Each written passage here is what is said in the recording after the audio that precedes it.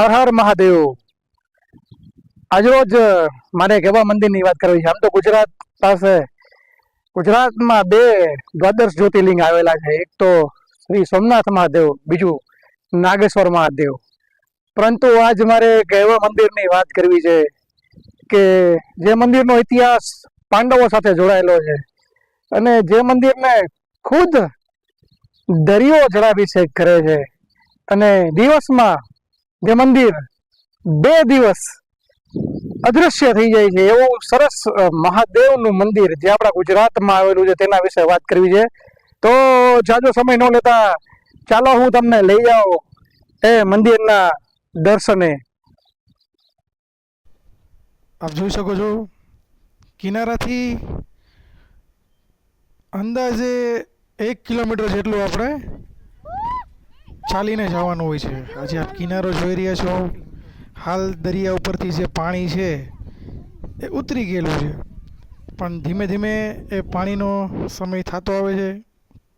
મસ્ત આ રસ્તો બની જાય છે, દરિયાની વચ્ચેનો આ રસ્તો છે। આપ જોઈ શકો છો કે દરિયાની વચ્ચેનો આ રસ્તો છે। અહીંયા આ રસ્તો છે જ્યાં પાણી હોય છે, ત્યાં આપ જોઈ શકો છો। ત્યાં મહાદેવના 5 શિવલિંગ છે સ્વયંભૂ। આ દંડ છે, ત્યાં ધ્વજ લગાવવામાં આવે છે। આ શિવલિંગ લોકો પૂજા કરી રહ્યા છે। દરિયો ધીરે ધીરે નજીક આવી રહ્યો છે, આપ જોઈ શકો છો। મહાદેવ હર હર મહાદેવ। આજ મારી પાછળ આપ સૌ જોઈ રહ્યા છો કે જેનું નામ છે નિષ્કલંક મહાદેવ। મિત્રો, આ મહાદેવ થોડી જ વારમાં આપ જોઈ શકો તો પાણી આવી રહ્યું છે। ફક્ત 1-2 કલાકની અંદર જ એમની જે ઉપર જે ધજા છે એ ધજા જ દેખાશે, ત્યારબાદ મહાદેવના દર્શન નહીં થાય। ફેર થોડી વાર પછી 2-3 કલાક પછી ફરી પાણી ઉતરી જશે, ફરી પાણી આવશે, જેથી કરીને લોકો દર્શન કરી શકે। આપ જોઈ શકો છો પાણી આવી રહ્યું છે। નિષ્કલંક મહાદેવની મારે એક વાત તમને એ કરવી હતી। મહાભારતના સમયમાં જ્યારે પાંડવોએ તેના ભાઈઓનો વધ કર્યો હતો, એટલે કે એને કુટુંબને મારવાનું કલંક લાગેલું હતું, ત્યારે શ્રી કૃષ્ણ ભગવાન એમને ગાય આપી કે તમારે કલંકમાંથી મુક્ત થવું હોય તો હું તમને આ કાળી ગાય આપું છું અને તમે સમગ્ર ભારતનું ભ્રમણ કરો।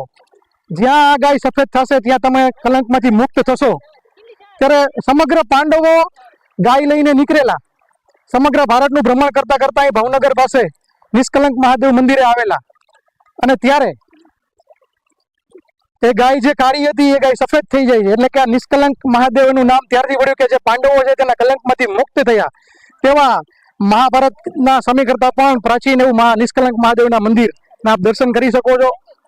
આપ પણ જ્યારે પણ આવો ત્યારે ભાવનગરથી થોડું જ દૂર છે આ મંદિર, તો નિષ્કલંક મહાદેવના મંદિર અવશ્ય કરો। મહાદેવના દર્શન કરીને ખરેખર ખૂબ મજા આવી હતી। પરંતુ જ્યારે આપ દર્શન કરવા જાઓ તો આપને જે સ્ક્રીન ઉપર ટાઈમ ટેબલ દેખાડવામાં આવી રહ્યું છે એ ટાઈમ ટેબલ મુજબ જ ત્યાંનું શેડ્યુલ આપ ગોઠવજો। ભાવનગરથી જે ઘોઘા સાઈડ જવાનો જે રસ્તો છે ત્યાંથી જ આ મહાદેવના દર્શને જઈ શકાશે। પરંતુ ખાસ એક ધ્યાન રાખવાનું કે જે દરિયાની જે વેર છે એ આવવાનો અને જવાનો સમયનું મેં ટાઈમ ટેબલ આપની સામે મૂકેલું છે, તો ખાસ એ ટાઈમ પ્રમાણે જાઓ જેથી કરીને આપ મહાદેવના આરામથી દર્શન કરી શકો, વ્યવસ્થિત દર્શન કરી શકો। કેમ કે જ્યારે પાણી આવી જશે તો આખું મંદિર જ અદ્રશ્ય થઈ જાય છે। તો ખાસ આ ટાઈમ ટેબલ જોઈ જે તિથિ પ્રમાણે જે સમય છે પાણી ચડવાનો, પાણી ઉતરવાનો, એ ટાઈમ પ્રમાણે જ આપ સૌ દર્શન કરવા જશો। અને ખાસ આ મારો વિડીયો જો આપને પસંદ આવ્યો હોય તો કોમેન્ટમાં હર હર મહાદેવ જરૂર લખશો અને આપના દરેક પરિચિતોને આ મારો વિડીયો જરૂર મોકલશો। કોમેન્ટમાં હર હર મહાદેવ, ચેનલને લાઈક કરજો, સબસ્ક્રાઈબ કરજો, શેર કરજો। ઓમ નમઃ શિવાય।